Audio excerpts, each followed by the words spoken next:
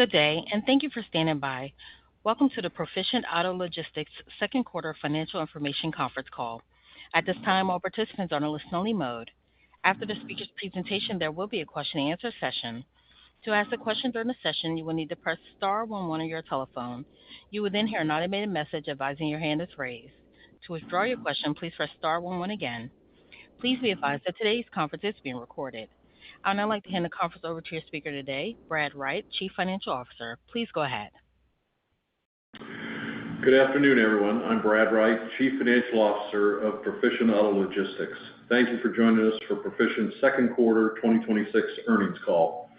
Earlier this afternoon, we issued two press releases, one detailing our second quarter 2026 financial results, and a second announcing our definitive agreement to acquire Hansen and Adkins, as well as some financing transactions. We have also posted on our website an investor presentation that accompanies today's discussion. Press releases and the presentation materials can be found under the Investor Relations section of our website at proficientautologistics.com. Our 10-Q, when filed, can also be found under the Investor Relations section of our website. During this call, we will be discussing certain forward-looking information. This information is based on our current expectations and is not a guarantee of future performance. I encourage you to review the cautionary statement in the two press releases describing factors that could cause actual results to differ from those expressed by the forward-looking statements. Further information can be found in our SEC filings. During this call, we may also refer to non-GAAP measures that include adjusted operating income, adjusted operating ratio, EBITDA, and adjusted EBITDA. Please refer to the portions of our earnings release that provide an explanation of how we compute these non-GAAP financial measures and reconciliations of those profitability measures to the most comparable GAAP measures. Joining me on today's call are Rick O'Dell, Proficient's Chairman and Chief Executive Officer, and Amy Rice, our President and Chief Operating Officer. We will provide a company update as well as an overview of the company's combined results for the second quarter of 2026 and an overview of the strategic rationale for the acquisition. After our prepared remarks, we will open the call to questions. During Q&A, please limit yourself to one question plus one follow-up. You can get back into the queue if you have additional questions. Now, I would like to introduce Rick O'Dell for opening comments. Thank you, Brad, and good afternoon, everyone. Before discussing our second quarter results, I want to begin with the acquisition announcement we shared today. We're excited to announce our agreement to acquire Hansen and Adkins, a founder-built business with more than 30 years of history, a strong reputation for service, deep relationships with leading OEM customers, and broad talent throughout the organization. I'd like to recognize Steve Hansen and Louis Adkins for building one of the most respected operators in our industry, and also welcome the Hansen and Adkins employees and our carrier partners. Their collective commitment to safety, customer service, and operational excellence has been central to the company's success and is a key reason we're so enthusiastic about this transaction. We believe this acquisition represents a compelling strategic and financial opportunity. Upon closing, the combined organization will benefit from greater scale, expanded geographic coverage, enhanced network density, and broader capabilities to support our customers across North America. We also see opportunities to improve asset utilization, create operating efficiencies, and strengthen the earnings power of the business over time. Importantly, both companies share a similar culture and a commitment to safe, reliable execution, which we believe will support successful integration over the coming months and long-term value creation. Turning to the second quarter, industry SAR trends improved sequentially from the challenging conditions experienced in the first quarter, and volume trends became more stable. However, the impacts of several sub-seasonal quarters and depressed rates became increasingly evident in the form of industry-wide driver shortages and constrained carrier capacity. Rising operating costs, including fuel and maintenance, pressured the market and our quarterly results. As market conditions continue to strengthen, we believe we're well positioned to benefit from seasonal favorable tailwinds across the trucking and auto hauling markets.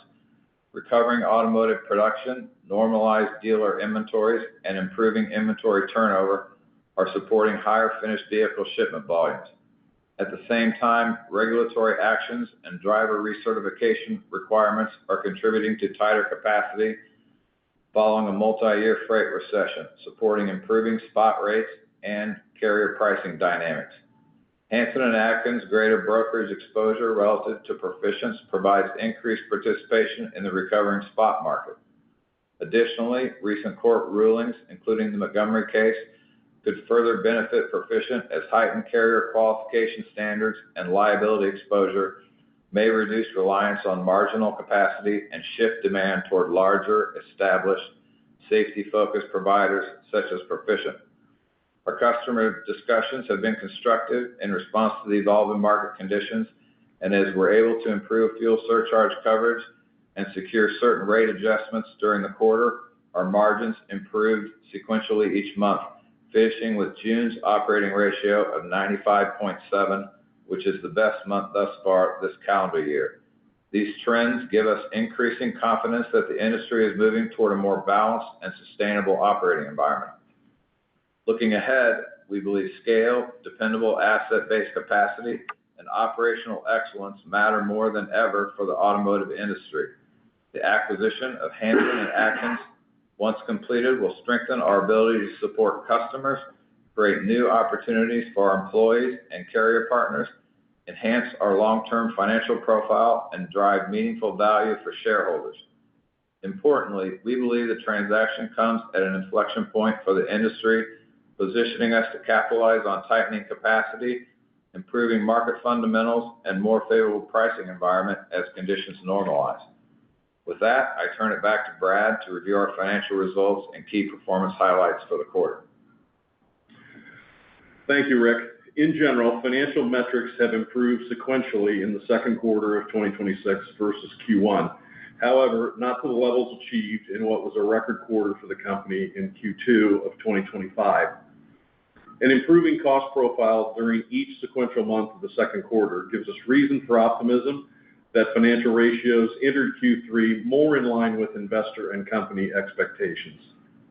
Summarizing year-over-year comparisons, total operating revenue for the second quarter of 2026 was $109.4 million, a decrease of 5.3% versus the same quarter of 2025.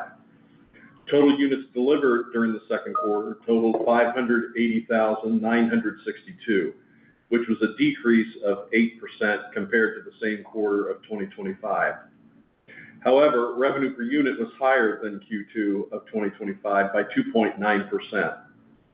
Adjusted EBITDA for the second quarter was $7.6 million versus $11.3 million in the second quarter of last year. As already mentioned, we experienced increased fuel costs and driver payments, both company and sub-haul, in response to seasonally inflated demand. These costs were incurred in advance of the customer payment cycle, catching up to higher fuel and sequentially rising volumes. The result was higher accounts receivable and corresponding lower cash balances at quarter end. This imbalance, however, self-corrected during July. Net debt was $62.3 million at the end of the second quarter for a net debt leverage ratio of 2.1 times on trailing 12-month adjusted EBITDA of $30.3 million. Our equipment CapEx has remained light during 2026, less than $5 million year to date. Following the acquisition that we will be further detailing in a moment, we will assess the available fleet assets on a combined basis and make a determination of CapEx through year-end that is based on needs of the entire company and takes into consideration forthcoming asset deliveries that were already scheduled. Total common shares outstanding on June 30 were 28.1 million, an increase of approximately 218,000 shares since year-end 2025, or less than 1%, as a result of vesting RSU grants. There were no additional share buybacks during the second quarter as we positioned our capital and debt resources in preparation for a significant acquisition. Finally, as we look ahead to the second half of 2026, we are forecasting volumes that reflect typical seasonal fluctuation of a relative pullback in July and August, followed by rising volume through the fall.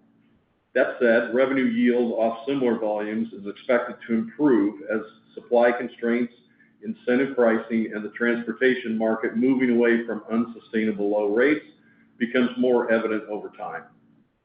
Taking into account the acquisition that closes in mid-Q3, we believe that reported second half revenue will total between $350 and $370 million, with operating ratios approximating 97% and EBITDA margins between 8 and 9%.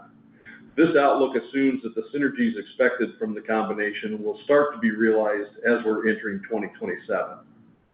I'd now like to turn the call over to Amy Rice for a fuller overview of the Hansen & Adkins acquisition. Thank you, Brad. Rick has expressed some of the broad strategic rationale that we believe make this combination so compelling. I would like to expand on that with some details about Hansen & Adkins and the complementary nature of their business with Proficient Auto Logistics. At over $400 million in revenue and greater than $27 million in EBITDA on a trailing 12-month basis through March, the combination of H&A's U.S. and Canadian businesses are only modestly smaller than Proficient. The Canadian business comprises roughly 13% of their overall revenue, and at that level positions them as one of the largest in the Canadian market. This will represent a new market for Proficient and one that we believe has meaningful upside potential over the long term. With a meaningful fleet of company assets, which mirrors our target age profile as one of the youngest in the industry, particularly for the U.S. market, we will be well positioned to meet the evolving market in which asset-based capacity with high-quality drivers is crucial.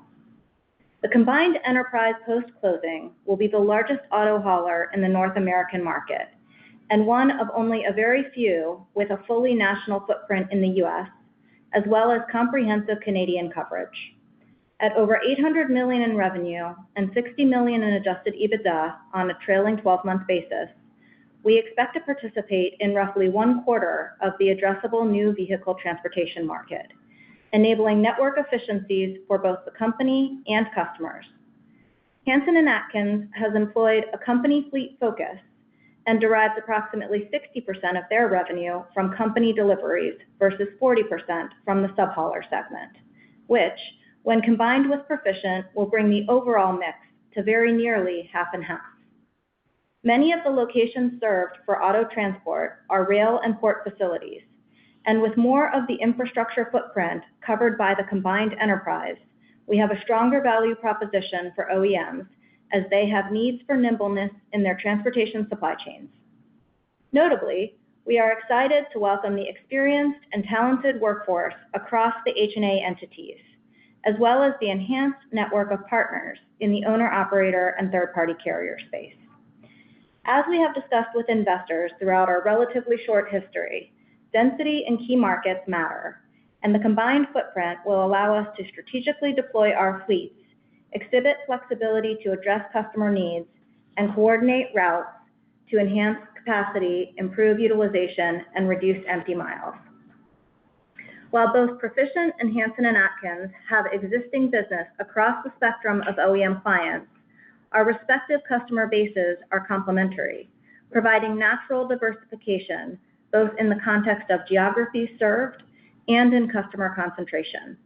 Our businesses are not built around terminal networks the way that other trucking and LTL companies might be.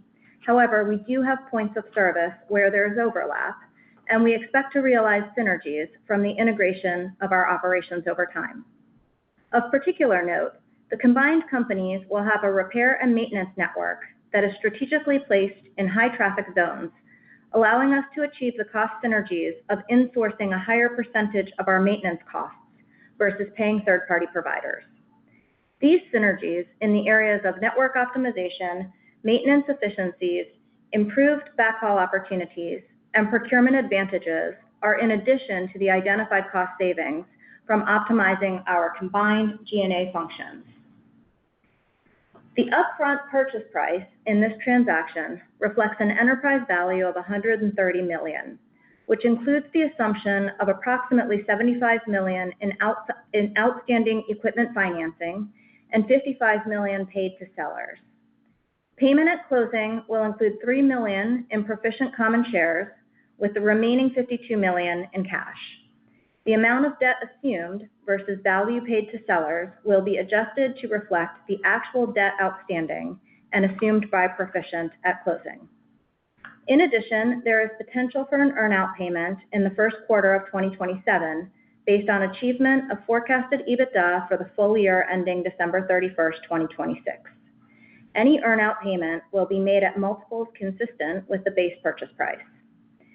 Concurrent to the completion of the acquisition transaction, Proficient is restructuring its overall debt portfolio. Equipment financing for both the Proficient and Hansen and Atkins fleets will be brought under one syndicated facility with a capacity of up to $120 million. The balance at closing will be approximately $100 million. A 7-year convertible bond has been placed for $75 million in face value. A capped call in an equal amount has been obtained to synthetically increase the conversion premium on the convertible bond by up to 75% over the premium set in the convertible indenture, which mitigates equity dilution for current shareholders. Final terms on the convertible will be established when the market closes tomorrow on August 11th, and we will separately disclose the final terms at that time. Finally, the separate line of credit arrangements employed by the two companies are expected to be combined into an expanded syndicated line of credit facility after closing, and the amounts and terms of this new structure will be disclosed upon completion. In summary, we believe this combination is transformative for the auto haul industry and brings meaningful benefits to our customers, in addition to enabling us to further lean into scale and efficiency to achieve improving financial results, consistent with the investment thesis that underscored PAL's creation. Hansen and Atkins meets all of our strategic criteria for growth through acquisition, and its magnitude differentiates this transaction from what we've done in the past. With all pre-existing PAL entities fully integrated, bringing H&A into the PAL environment will be a coordinated and methodical process over the next 6 months. We already share many of the same enterprise systems and a similar values and organizational mindset, and we are excited to meet the challenges of the industry in a more compelling fashion as we move forward. I'll now turn the call back to Rick for closing comments. Thank you, Amy. In closing, we believe this transaction comes at exactly the right time for our industry. Scale, reliability, and operational excellence have never been more important. The acquisition of Hansen and Atkins will create a stronger platform built on proven leadership, disciplined execution, and industry-leading capabilities. This transaction also reinforces Proficient's position as the acquirer of choice, providing a scalable foundation to continue consolidating a highly fragmented market and creating long-term value for all stakeholders. Looking ahead, we're well-positioned to benefit from improving pricing dynamics and increasing demand for asset-based capacity. With the financial strength to continue investing in our fleet, service offerings, and customer relationships, we're confident this combination strengthens our competitive position and accelerates our path for sustainable growth. Thank you for your time and interest. We're excited about the opportunities ahead and look forward to delivering on the significant potential of this partnership. Operator, we'll now open it up for questions. Thank you. As a reminder, to ask a question, please press star 11 on your telephone and wait for your name to be announced. To withdraw your question, please press star 11 again. Please stand by while we compile the Q&A roster. Our first question comes from the line of Bruce Chan with Stifel. Your line is now open. Hey, good afternoon, everyone, and thanks for taking the questions here. Maybe you want to start out by following up on some of your comments about the market. Certainly understand the, margin pressure from the tightening capacity. It's typically a good indication of the early cycle inflection to your point. But I know that you typically have a longer duration, pricing recovery, just given the, average contract tenure here. So, want to get your sense for when you expect, pricing to sort of outpace the cost inflation. Is there a timeline associated with that? And then, whether or not you have an opportunity to, maybe take any out of cycle, price increases and address, some of that margin squeeze. Yep. Hi, Bruce. The market has sort of forced some short-term adjustments in particularly strained geographies. So we've been working with customers most recently, in many cases on short-term incentives to support capacity enhancement in given geographies. And what we're finding is with additional rate support, we can be more successful in bringing additional capacity to the market. So we're getting some positive proof points that enhanced rate supports enhanced service. And we're using that as a platform for a broader conversation with our customers where we are seeing service challenges or we do see greater demand need for our customers that's currently unmet. So what I would say to your question is, I think we have certainly come off of the bottom of the market in terms of low rate pressure. There have been some failures in the ability to service traffic at very low rates, and that's helpful to reestablishing sustainable rates going forward. And now, as you mentioned, off-cycle price increases, to the extent that there is a supply-demand imbalance, it's incumbent on both us and our partner customers to figure out how we close that gap. And we are finding that supporting drivers and third-party capacity with a more compensable rate structure is an enabler. So I do see opportunity there. So I guess given those comments and, given the recent acquisition, is it fair to say that, we will be looking at price to sort of outpace the cost inflation by end of the year? Is that more of a 2027 event? Well, part of the story there is, what happens on the cost side of the profile. Again, we've seen a very volatile fuel environment due to the macro backdrop. And it's unclear at this point when fuel normalizes, back to what has been more typical for the last several years. I think that's a key component. Maintenance costs and supply costs, insurance costs, there has been increased pressure there as well. I do think our scale in the combination helps us to combat some of that. We have greater purchasing power, and we have a greater maintenance footprint to be able to be more efficient in our maintenance spend. So I'm optimistic in terms of what that represents as we bring the two networks together. To hit your question on timing head on, yeah, I think we come into 2027 with a good table set for the year on a combined basis. Okay, and then just one more for me on the deal. I don't know if I missed it, but do you have a sense for what the margin profile looks like for the combined entity, pro forma? Any thoughts on whether the deal is accretive at the get-go and, any synergy targets or guidance that you can provide there?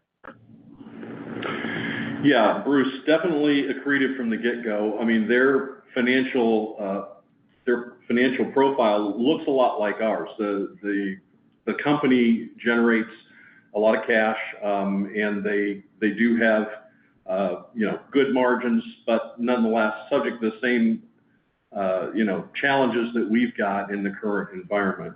I'm conservatively projecting, for the rest of the year that we would run at a 97 OR and an 8 to 9% EBITDA margin. But I think that there's plenty of room for upside to that as we get into 27 and start realizing the synergies that come along with this combination. So that 97 includes the synergies, or that's exclusive of the synergies? I think we haven't baked in a lot of synergies there because frankly, we've identified some places that we will attack, but that still remains to be costed out between now and implemented between now and the beginning of the year. So there's not a lot of synergy built into that number. Okay, great. Thank you. Thank you. As a reminder, to ask a question at this time, please press star 11 on your touchtone telephone. Our next question comes from the line of Tyler Brown with Raymond James. Your line is now open. Hey, good afternoon. Good afternoon, Tyler. Hey, Rick, Amy, obviously, one of the big developments this quarter was the Supreme Court's ruling on Montgomery, and I guess the potential risk on brokered loads. So obviously, you guys have a very large mix of subcontractor capacity. I'm just kind of curious about what the implication of Montgomery is for you and frankly, the broader industry. I mean, is it going to lead to some forced purging of some of the subcontractors that maybe can't meet some of the stringent safety thresholds, or are you expecting to see outside inflation on the liability side? I'm just curious what you guys are thinking about that case for you and frankly for the industry more broadly. Yep. So one thing I would remind the group, though our subhauler segment is roughly 60% of our current portfolio, that's comprised of both owner-operators who run under our transportation authority, as well as third-party carriers who run under independent transportation authority. I bring that up to say the owner-operators are already under our liability, so the incremental risk with Montgomery is really pertaining to third-party carriers.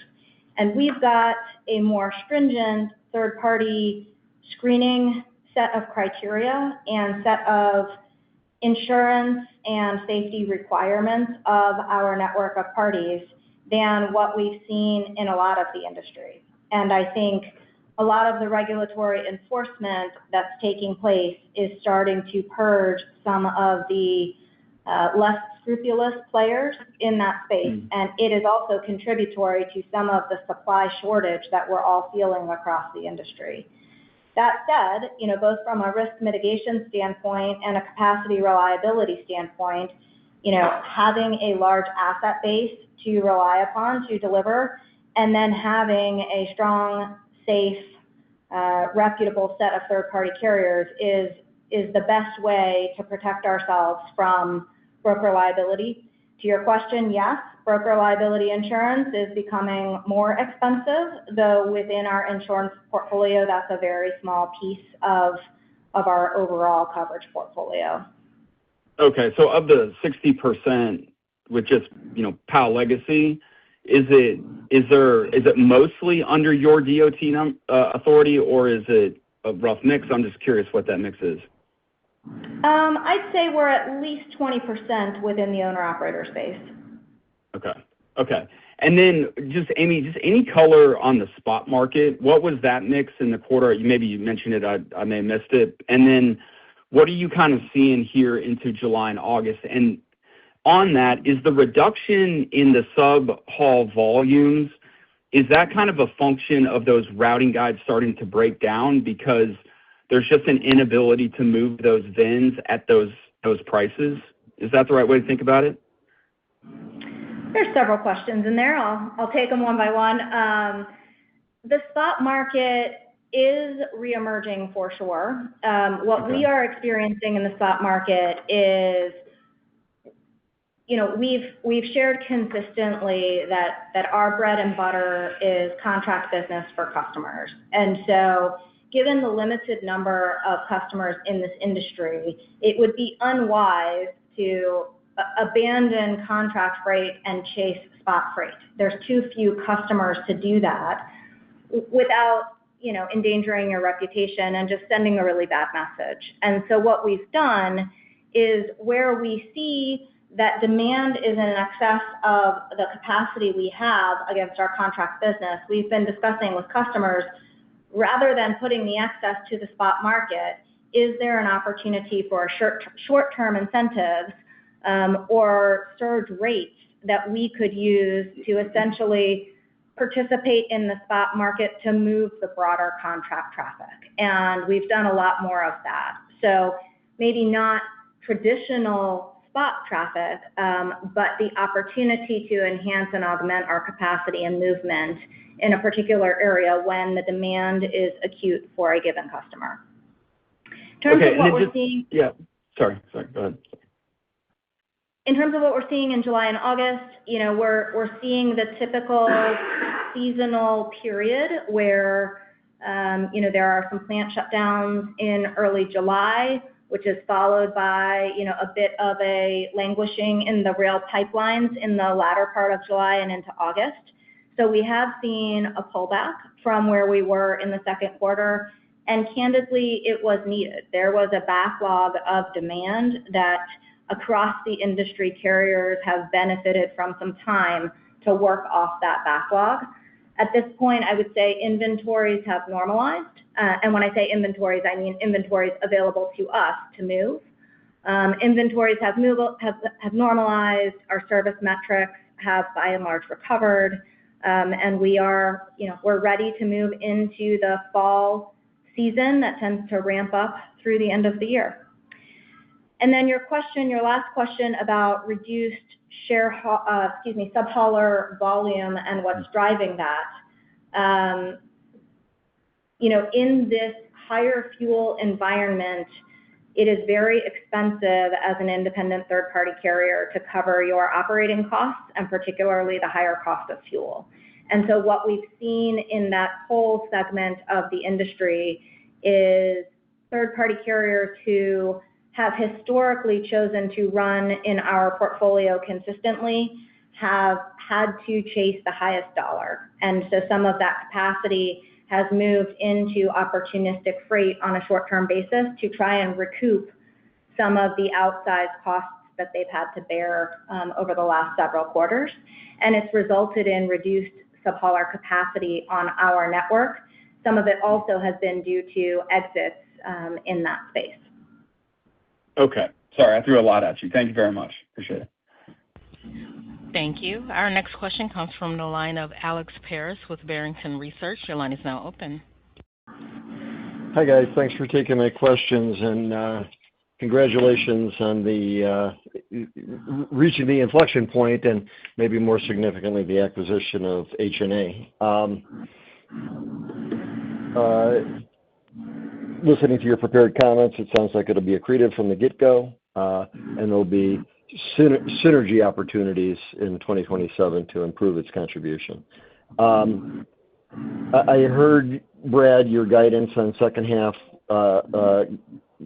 expectations for the combined company.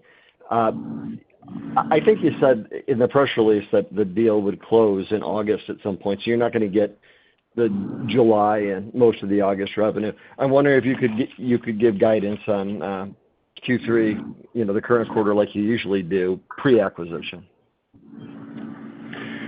Yeah, look, on a standalone basis, we're looking for revenue in Q3 that's probably at or right around the Q2 level, maybe up just slightly. But given seasonality, I would expect it to be kind of flattish. And yet, because of some of the pricing dynamics and the better cost control that we experienced in June, I think we can continue to see better OR, better profitability on that same level of revenue. Okay.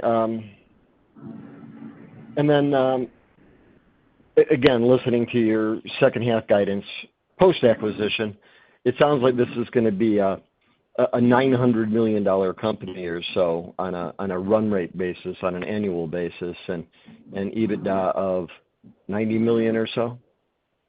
Does that sound about right?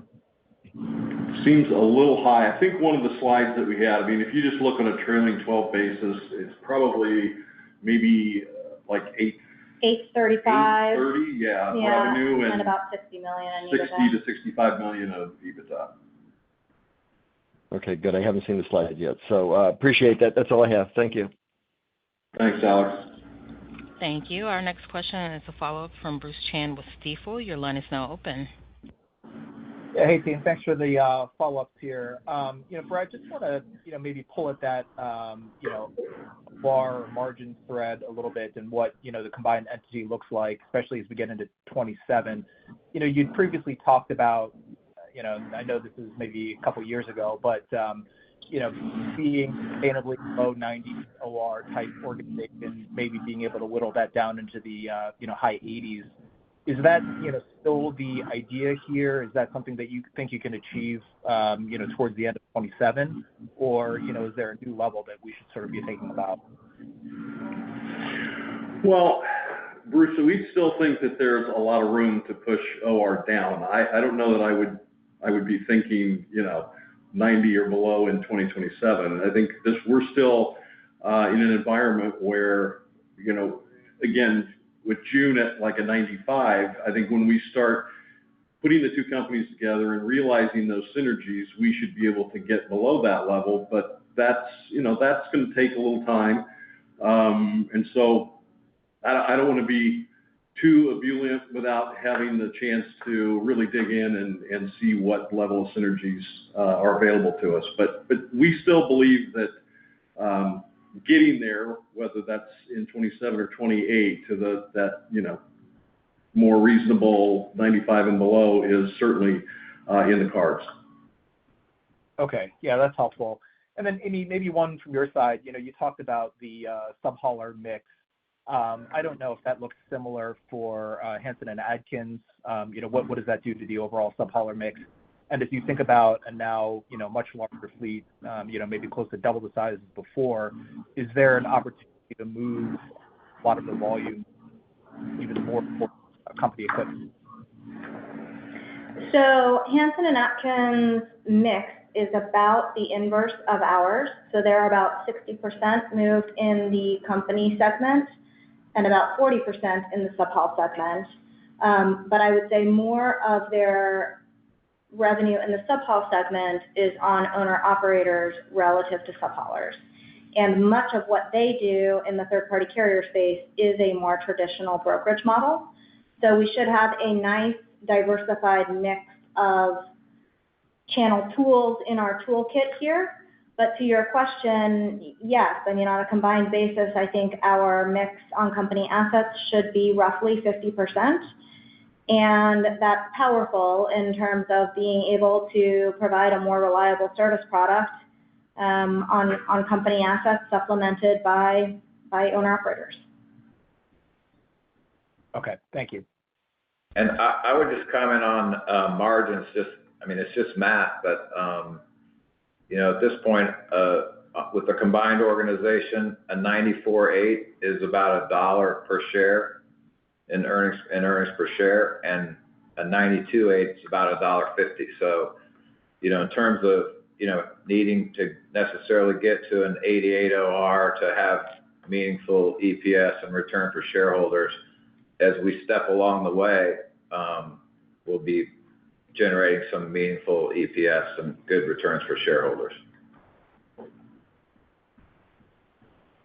Great, thanks. Thank you. I would now like to hand the call back over to Rick O'Dell for closing remarks. Well, thank you for your interest in Proficient Auto Logistics. We're really excited about the Hansen and Atkins addition to our organization, and we look forward to capitalizing on this opportunity for all of the stakeholders, being our customers, our employees, and our shareholders. Thank you. This concludes today's conference. Thank you for your participation. You may now disconnect.